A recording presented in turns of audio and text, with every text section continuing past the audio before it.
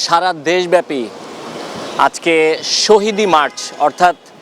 চলমান যে আন্দোলন ছিল কোটা সংস্কার আন্দোলনের নামে যে আন্দোলন শুরু হয়েছিল এবং ঠিক এক মাস আগে অর্থাৎ ৫ আগস্ট সরকার পতনের মধ্য দিয়ে শেখ হাসিনার দেশ ছেড়ে পালানোর মধ্য দিয়ে যে আন্দোলন শেষ হয়েছিল তার এক মাস পূর্তি এবং এই আন্দোলন চলাকালীন সময়ে সারা দেশব্যাপী যে সকল নিরীহ মানুষ মারা গেছেন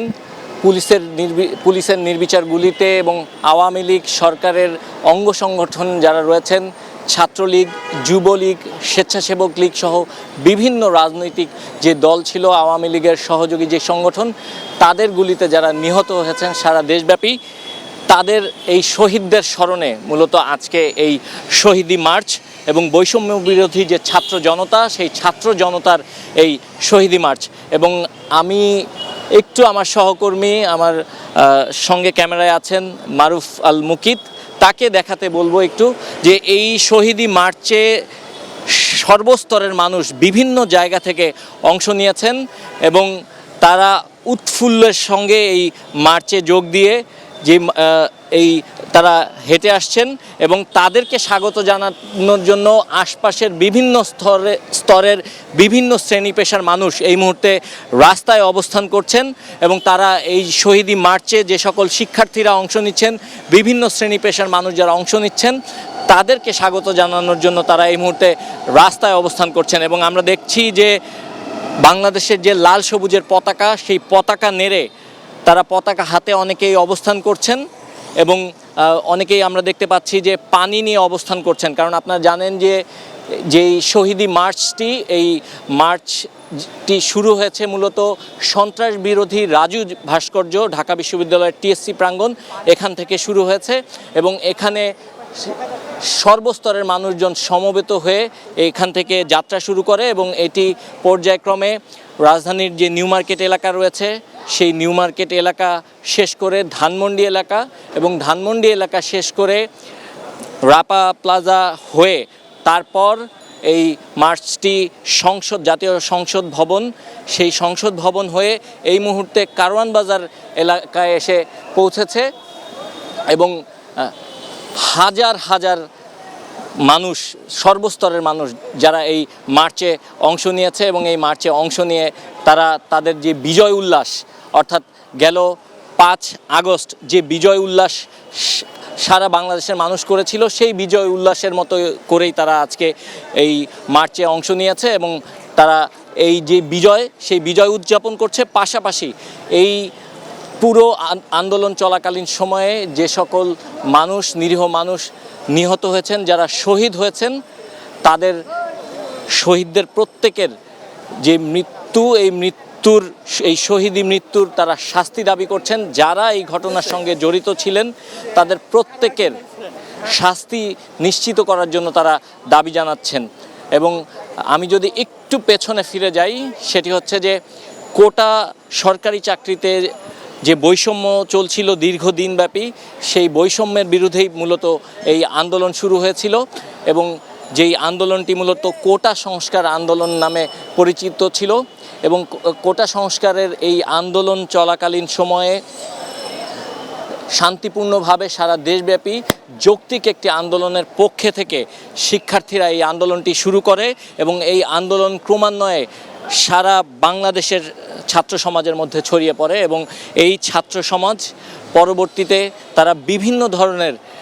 ইনোভেটিভ নানা ধরনের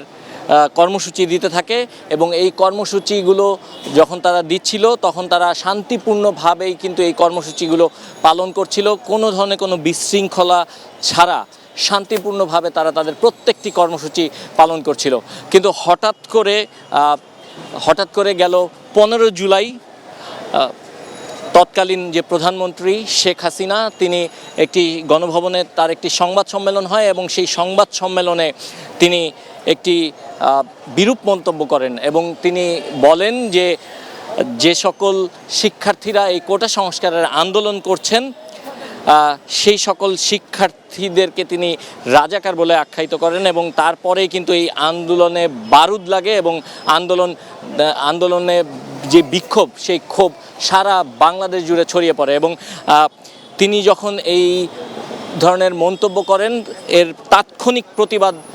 উঠে ঢাকা বিশ্ববিদ্যালয় থেকে এবং ঢাকা বিশ্ববিদ্যালয়ের শিক্ষার্থীরা বারবার নানা ধরনের স্লোগান দিচ্ছিলেন। শিয়া বাটার ও ভিটামিন ই সমৃদ্ধ lily glam beauty soap, lily always beautiful. আমরা সচরাচর যে স্লোগানটি শুনে অভ্যস্ত, তুমি কে আমি কে বাঙালি বাঙালি, সেই স্লোগানকে এই শিক্ষার্থীরা পাল্টে দিয়েছিলেন এবং তারা তখন বলছিলেন প্রধানমন্ত্রী যে তাদেরকে রাজাকারের হিসেবে আখ্যায়িত করেছেন তার ক্ষোভ হিসেবে তারা বলছিলেন যে তুমি কে আমি কে রাজাকার রাজাকার, এবং তারা বলছিলেন কে বলেছে স্বৈরাচার স্বৈরাচার, অর্থাৎ তারা তৎকালীন যে প্রধানমন্ত্রী শেখ হাসিনা তাকে স্বৈরাচার বলে আখ্যায়িত করছিলেন এবং তার তিনি যে শিক্ষার্থীদেরকে রাজাকার বলে আখ্যায়িত করেছিলেন তার প্রতিবাদ তারা করছিলেন। এবং এই ঘটনার পরপরই কিন্তু 15ই জুলাই শিক্ষার্থীদের ওপরে ঢাকা বিশ্ববিদ্যালয়ে বিশেষ করে শিক্ষার্থীদের ওপরে ছাত্রলীগের যারা নেতাকর্মীরা রয়েছেন তারা নির্বিচারে তাদের ওপরে মারধর শুরু করেন এবং এই নিরীহ শিক্ষার্থীদের ওপর হামলা করেন এবং এই হামলার পর থেকেই কিন্তু আসলে এই যে আন্দোলন ছিল সেই আন্দোলনটি নতুন মাত্রা পায় এবং এই আন্দোলনে তখন নানা ধরনের কর্মসূচি আসে এবং এই আন্দোলন সংগ্রামে যে সংঘর্ষ এই সংঘর্ষের সূত্রপাত শুরু হয় এবং শিক্ষার্থীদের যেই 9 দফা দাবি ছিল সেই 9 দফা দাবিটি 1 দফা দাবিতে পরিণত হয় এবং সেই 1 দফা দাবি ছিল সরকার পতনের আন্দোলন এবং সেই সরকার পতনের আন্দোলনের পর থেকে বৈষম্য বিরোধী যে ছাত্র আন্দোলন সেই আন্দোলনে অংশ নেওয়া হাজার হাজার মানুষ তাদের সঙ্গে সর্বস্তরের মানুষরা যুক্ত হয় এবং যুক্ত হওয়ার পর শিক্ষার্থীদের নানা ধরনের কারফিউ জারি করা হয়, কিন্তু কোনো কিছুই শিক্ষার্থীদের আসলে দমাতে পারেনি এবং তারপরই এই শিক্ষার্থীদের আন্দোলনের মুখে সাবেক যে সরকার প্রধান তিনি দেশ ছেড়ে পালাতে বাধ্য হন এবং তারপরেই নতুন এক বাংলাদেশের সামনে দাঁড়িয়ে বর্তমান এই বাংলাদেশ এবং যেখানে শিক্ষার্থীরা এই নতুন বাংলাদেশ গড়ার কারিগর হিসেবে কাজ করেছেন, সেই শিক্ষার্থীরাই এখন এই বড় যে মিছিলটি আপনারা দেখতে পাচ্ছেন সেই মিছিলটি নিয়ে তারা রাজধানী ঢাকার বেশ কিছু গুরুত্বপূর্ণ পয়েন্ট অতিক্রম করেছে এবং এই মিছিলটি মূলত এই যে দীর্ঘ গেল 15 জুলাই থেকে 5 আগস্ট পর্যন্ত দীর্ঘ সময়ব্যাপী যে আন্দোলন চলছিল সেই আন্দোলন চলাকালীন সময়ে বাংলাদেশের বিভিন্ন প্রান্তে যারা শহীদ হয়েছেন সেই শহীদদের স্মরণে সেই শহীদদের স্মৃতির প্রতি শ্রদ্ধা জানিয়ে সেই শহীদদের যেন যে মৃত্যু হয়েছে যারা এই মৃত্যুর পেছনে দায়ী তাদের বিচারের জন্য এই মার্চটিকে তারা বলছেন শহীদি মার্চ এবং আমরা দেখতে পাচ্ছি হাজার হাজার মানুষ এই মার্চে স্বতঃস্ফূর্তভাবে অংশ নিয়েছে এবং তারা বাংলাদেশের যে জাতীয় পতাকা সেই পতাকা বহন করে তারা এই মুহূর্তে এই মার্চে অংশ নিয়েছে এবং অনেকে কেউ মাথায় বাংলাদেশের জাতীয় পতাকার যে ব্যান্ডানা সেই ব্যান্ডানা বেঁধেছে আর কেউ জাতীয় পতাকা হাতে নিয়ে তারপর এই মার্চে অংশ নিয়েছে। আমি যদি একটু বলি যে রংপুরে 16ই জুলাই শহীদ আবু সাইদ বুক পেতে দিয়েছিলেন পুলিশের গুলির সামনে এবং তার যেই আন্দোলন ছিল তার যেই প্রতিবাদ ছিল সেই প্রতিবাদের ভাষা সারা বাংলাদেশে ছড়িয়ে পড়ে এবং এই প্রতিবাদের বারুদ সারা বাংলাদেশে ছড়িয়ে পড়ে এবং ছাত্র সমাজ তারপরে কিন্তু জেগে ওঠে এবং সবচেয়ে বড় যে বিষয়টি আপনারা জানেন যে এই আন্দোলনকে দমানোর জন্য নানা কৌশল অবলম্বন করা হয়েছিল। যারা সমন্বয় হিসেবে দায়িত্ব পালন করেছিল সেই সমন্বয়কদেরকে মিন্টো রোডের ডিবি অফিসে নিয়ে যাওয়া হয়েছিল, তাদের ওপর নানাভাবে চাপ প্রয়োগ করা হয়েছিল কিন্তু তারপরেও এই শিক্ষার্থীদেরকে কিন্তু কোনোভাবেই দমানো যায়নি। শিক্ষার্থীরা প্রতিবারই নানা রূপে ফিরে এসেছেন এবং নানা রূপে তারা তাদের যেই নতুন অভিনব যেই কৌশল সেই কৌশলগুলো অবলম্বন করছিলেন এবং সে নতুন কৌশলে নতুন তারা কর্মসূচি ঘোষণা করেছিলেন, যার মধ্যে রয়েছে বাংলা ব্লকেড, যার মধ্যে রয়েছে কমপ্লিট শাটডাউন, যার মধ্যে রয়েছিল সারা বাংলাদেশে ফেসবুকে নীরব প্রতিবাদ জানানো, অর্থাৎ এই যে লাল সবুজের যেই বাংলাদেশ, সেই বাংলাদেশে যারা এই আন্দোলনকে সমর্থন করে তাদের প্রত্যেককে বলা হয়েছিল তারা যেন তাদের যে ফেসবুক প্রোফাইল রয়েছে সেই প্রোফাইলটি যেন লাল করে ফেলেন। এবং সারা বাংলাদেশের বেশিরভাগ মানুষ তারা কিন্তু এই শিক্ষার্থীদের যে আন্দোলন, এই আন্দোলনে একাত্মতা প্রকাশ করেছিলেন এবং একাত্মতা প্রকাশ করে তারাও সে সময় ফেসবুকের যে তাদের যে প্রোফাইল পিকচারটি ছিল সেই পিকচারটি লাল করেছিলেন এবং শিক্ষার্থীদের আন্দোলনের সঙ্গে একাত্মতা প্রকাশ করেছিলেন। এরপর বিভিন্ন স্তরের শিল্পী সমাজ তারা রাস্তায় নেমে আসেন এবং তারাও প্রতিবাদ জানাতে শুরু করেন। একে একে সর্বস্তরের মানুষ,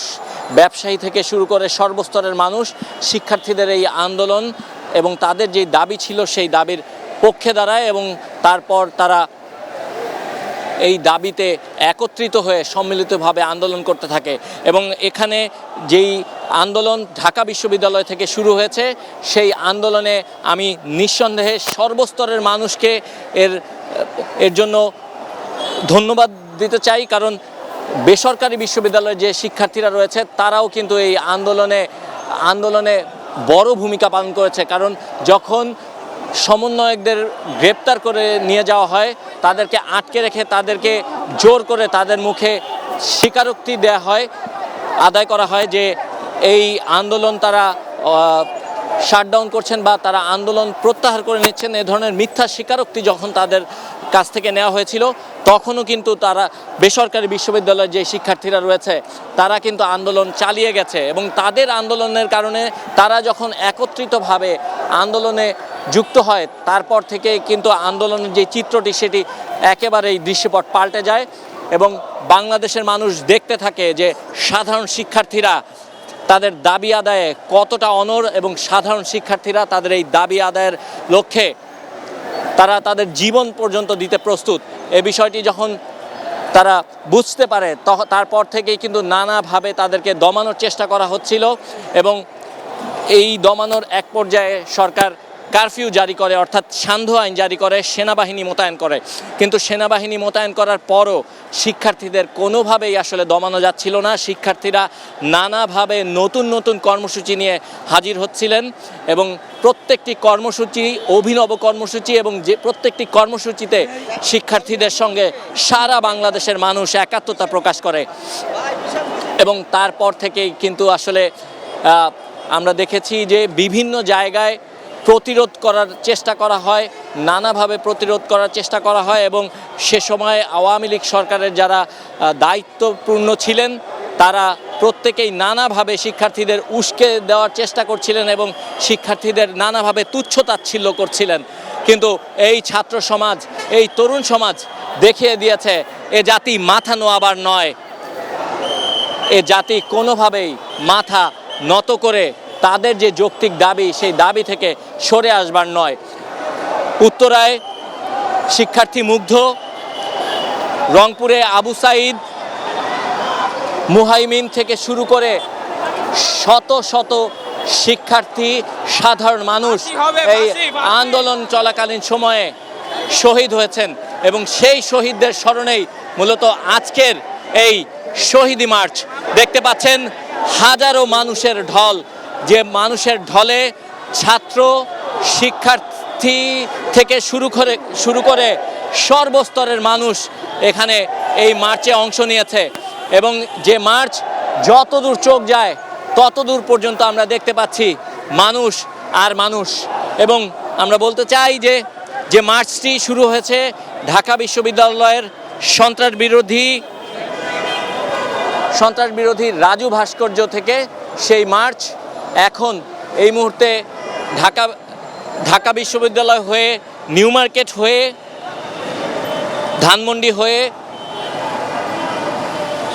সংসদ ভবন চত্বর হয়ে এখন কারওয়ান বাজার ক্রস করছে এবং যতদূর চোখ যায় আমরা যতদূর দেখতে পাচ্ছি যে শিক্ষার্থীদের এই ঢল এখনো আসছে এবং এই ঢলের প্রত্যেকটি কাতারে কাতারে বাংলাদেশের পতাকা পথ করে উঠছে এবং নতুন যে বাংলাদেশ তৈরি হয়েছে সেই বাংলাদেশ তৈরির কারিগর যারা, সেই কারিগরদের এই মিছিল। এবং আজকের যে মিছিল সেটি হচ্ছে এই যে আন্দোলন, নতুন যে বাংলাদেশ বিনির্মাণে যারা ভূমিকা রেখেছিলেন, নতুন বাংলাদেশ বিনির্মাণে যারা শহীদ হয়েছেন তাদের স্মরণে, তাদের আত্মার শান্তি কামনা করে এবং তাদেরকে যারা হত্যা করেছে, যাদের হুকুমে তারা নিহত হয়েছেন, যাদের হুকুমে তাদের উপর নির্বিচারে গুলি চালানো হয়েছে, সেই শহীদদের যেন প্রকৃত বিচার হয়, সেই শহীদদের খুনের যেন প্রকৃত বিচার হয়, সেই দাবিতে